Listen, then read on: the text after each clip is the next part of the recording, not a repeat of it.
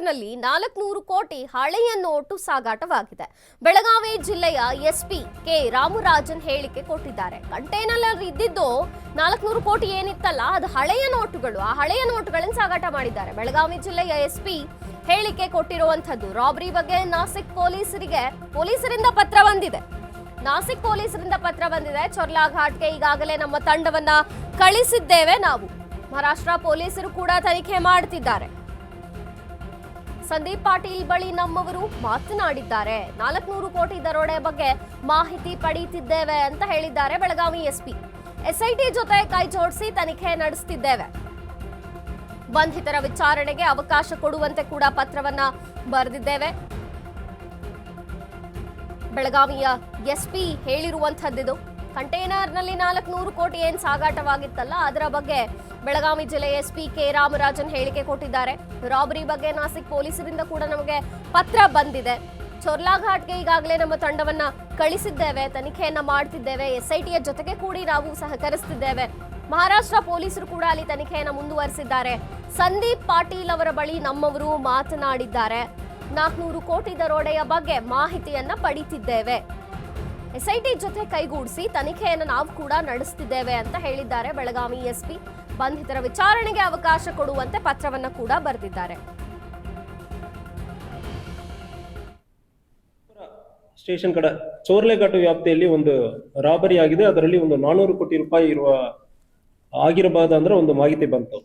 So ಇದು ಹಿನ್ನೆಲೆ ಏನಂದ್ರೆ ಇದರಲ್ಲಿ ಲೆಟರ್ ಅಲ್ಲಿ ಬಂದಿರೋದು ಒಂದು ಕಿವಿ ಮಾತಲ್ಲಿ ಬಂದಿರೋ ಒಂದು ಮಾಹಿತಿಯಲ್ಲಿ ಸಂದೀಪ್ ದತ್ತ ಪಾಟೀಲ್ ಎಂಬುವರನ್ನು ಅಕ್ಟೋಬರ್ 22ನೇ ತಾರೀಕು 2025 ಸುಮಾರು 3 ತಿಂಗಳ ಹಿಂದೆ ಒಬ್ಬನನ್ನು ಕಿಡ್ನಾಪ್ ಮಾಡಿರ್ತಾರೆ. ಕಿಡ್ನಾಪ್ ಮಾಡಿರೋರು ಯಾರು ಮಾಡ್ತಾರೆ ಅಂದ್ರೆ ವಿಶಾಲ್ ನಾಯ್ಡು ಎಂಬವನು ಕಿಡ್ನಾಪ್ ಮಾಡ್ತಾನೆ. ಇವನು ವಿರಾಟ್ ಗಾಂಧಿ ಎಂಬುವರ ಸೂಚನೆ ಮೇರೆಗೆ ವಿಶಾಲ್ ನಾಯ್ಡು ಗೋಟಿ ಏರಿಯಾಕ್ಕೆ ನೀವು ಬನ್ನಿ ಅಂದ್ರೆ ಸಂದೀಪ್ ದತ್ತ ಪಾಟೀಲ್ ಅನ್ನು ಕರೀತಾನೆ. ಈ ಸಂದೀಪ್ ದತ್ತ ಪಾಟೀಲ್ ಗೋಟಿ ಏರಿಯಾಕ್ಕೆ ಹೋಗುವ ಸಂದರ್ಭದಲ್ಲಿ ಅಲ್ಲಿ ವಿಶಾಲ್ ನಾಯ್ಡು ಮತ್ತು ಅವನ ಜೊತೆಗೆ ಇದ್ದ ಕೆಲವೊಬ್ಬರು ಇವನನ್ನು ಒಂದು ಫಾರ್ಚುನರ್ ಗಾಡಿಯಲ್ಲಿ ಕಿಡ್ನಾಪ್ ಮಾಡಿಬಿಟ್ಟು ಅಲ್ಲಿನೇ ಒಂದು ಹೊಡೆಯುತ್ತಾರೆ. ಹೊಡೆದು ಬಿಟ್ಟು ನಮ್ಮಲ್ಲಿ ಸುಮಾರು ಒಂದು ಅಕ್ಟೋಬರ್ 16ನೇ ತಾರೀಕು 2025 ಒಂದು 400 ಕೋಟಿ ರಾಬರಿ ಆಗಿದೆ. ಅದರಲ್ಲಿ ನೀವು ಕೂಡ ಭಾಗಿಯಾಗಿದ್ದೀರ ಅಂದ್ರೆ ನಮಗ್ ಡೌಟ್ ಇದೆ. ನೀವೇ ಮಾಡಿದಿರ ಅಂದ್ರೆ ಎಲ್ಲಿ ಹೊಡೆಯುತ್ತಾರೆ. ಹೊಡೆದಾದ ಮೇಲೆ ಅವನನ್ನು ಬಿಡ್ತಾರೆ. ಸ್ವಲ್ಪ ಟೈಮ್ ಆದ್ಮೇಲೆ ಅವನನ್ನು ಮನೆ ಸುತ್ತಮುತ್ತ ಹೋಗಿ ಫಾಲೋ ಅಪ್ ಮಾಡ್ತಾರೆ. ಸೊ ಅದು ಮುಗಿದ ನಂತರ ಅವನಿಗೆ ಮತ್ತೆ ಕಾಲ್ ಮಾಡಿ ಇರ್ತಾರೆ. ಮತ್ತೆ ಕಾಲ್ ಮಾಡಿ ನಮಗ ಅದು ಸಿಕ್ಕಿರುತ್ತದೆ ಅಂದ್ರೆ ಹೇಳಿ ಮಾಹಿತಿ ಹೇಳಿರ್ತಾರೆ. ಸೊ ಇದರಲ್ಲಿ ಇವನ್ ಕಡೆ ನಮಗ್ ಲೆಟರ್ ಬರೆದಿರೋದಲ್ಲಿ ಈ ಲೆಟರ್ ಅಲ್ಲಿ ಏನಿದೆ ಅಂದ್ರೆ ಈ ಕಿಡ್ನಾಪಕ್ಕೆ ಕಾರಣ ಇವನು ಒಂದು 400 ಕೋಟಿ ರೂಪಾಯಿ ರಾಬರಿ ಮಾಡಿರೋದಲ್ಲಿ ಭಾಗಿಯಾಗಿರೋದಾಗಿ ನಮಗೆ ಬಂದಿದೆ ಅಂತ ಪೊಲೀಸರು ನಮಗೆ ಲೆಟರ್ನು ಬರೆದಿರ್ತಾರೆ.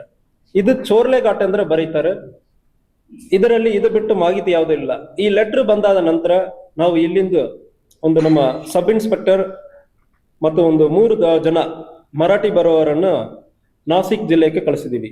21ನೇ ತಾರೀಕು ಅಲ್ಲಿ ಹೋಗಿ ರೀಚ್ ಆಗಿರೋರು ಅಲ್ಲಿ ನಾಸಿಕ್ ಜಿಲ್ಲೆಯಲ್ಲಿ ಇರುವ ಪೊಲೀಸ್ ವರಿಷ್ಠಾಧಿಕಾರಿ ಮತ್ತು ಎಸ್ಐಟಿ ಟೀಮ್ ಅನ್ನು ಕೂಡ ಒಂದು ಇತ್ತೀಚೆಗೆ ಫಾರ್ಮ್ ಮಾಡಿರೋದು ಕಂಡು ಬಂದಿರುತ್ತದೆ.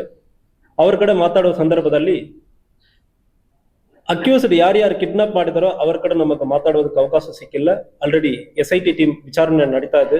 ಆ ಇಂಟ್ರಾಗೇಷನ್ ಅಫೆಕ್ಟ್ ಆಗುತ್ತೆ ಅಂದ್ರೆ ಹೇಳಿಬಿಟ್ಟು ನಮಗೆ ಅವ್ರ ಜೊತೆ ಯಾರು ಕಿಡ್ನಾಪ್ ಮಾಡಿದಾರೋ ಅವ್ರ ಜೊತೆ ಮಾತಾಡಕ್ಕೆ ಅವಕಾಶ ಇಲ್ಲ ಅಂತ ಹೇಳಿದ್ದಾರೆ.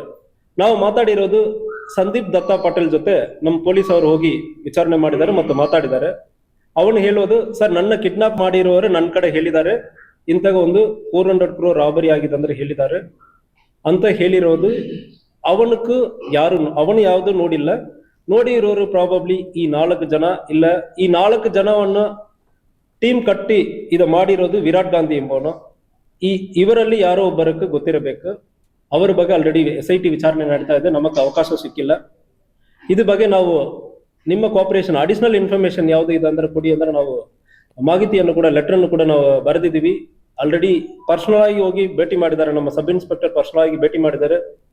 ನಾನು ಕೂಡ ಈಗ ಲೆಟರ್ ಅನ್ನು ಬರೆದಿದ್ದೀನಿ. ವಿಚಾರಣೆಯಲ್ಲಿ ಮರಣಪರ ಸ್ಟೇಷನ್ ಕಡೆ